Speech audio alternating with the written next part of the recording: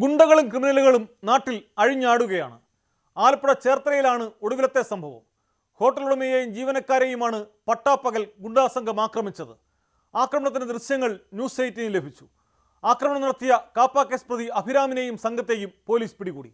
പ്രതികൾ ലഹരി ഉപയോഗിച്ചാണ് ആക്രമണം നടത്തിയതെന്ന് പോലീസ് പറഞ്ഞു.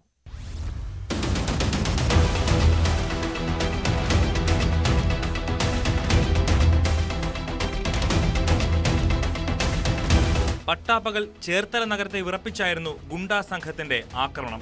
നഗരഹൃദയത്തിലെ ഹോട്ടൽ ബ്രൂഫിയയിലെ ജീവനക്കാരെയും ഉടമയെയുമാണ് ഇരുചക്ര വാഹനത്തിലെത്തിയ ഗുണ്ടാ സംഘം ആക്രമിച്ചത്. നിരവധി ക്രിമിനൽ കേസുകളിൽ പ്രതിയായ അഭിരാം ഉൾപ്പെടെ 3 പേർ ചേർന്നാണ് ഹോട്ടൽ ഉടമയെയും സ്ത്രീകൾ ഉൾപ്പെടെയുള്ള ജീവനക്കാരെയും ക്രൂരമായി മർദ്ദിച്ചത്.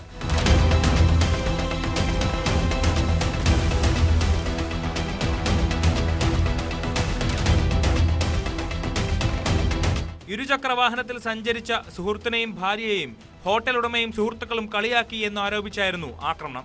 ഹോട്ടലിനകത്തേക്ക് കയറിയ അഭിരാമും ദീപേഷും ഉടമയെ പുറത്തേക്ക് വിളിച്ചിറക്കിക്കൊണ്ട് പോയ ശേഷം മർദ്ദിക്കുകയായിരുന്നു.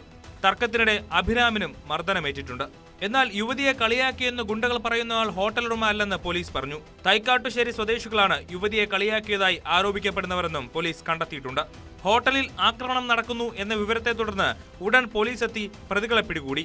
അറസ്റ്റ് രേഖപ്പെടുത്തിയ ശേഷം കോടതിയിൽ ഹാജരാക്കിയ പ്രതികളെ റിമാൻഡ് ചെയ്തു. മുഖ്യപ്രതികളായ അഭിരാമും ദീപേഷും ലഹരി കേസ്, പോലീസിനെ ആക്രമിച്ച കേസ് എന്നിവ ഉൾപ്പെടെ 17ഓളം കേസുകളിൽ പ്രതികളാണ്. കാപ്പ ചുമത്തപ്പെട്ട ശേഷം കഴിഞ്ഞ ഓഗസ്റ്റ് 24-നാണ് ഇവർക്ക് ജില്ലയിൽ പ്രവേശിക്കാനായത്. പിന്നാലെയാണ് അടുത്ത അക്രമ സംഭവം.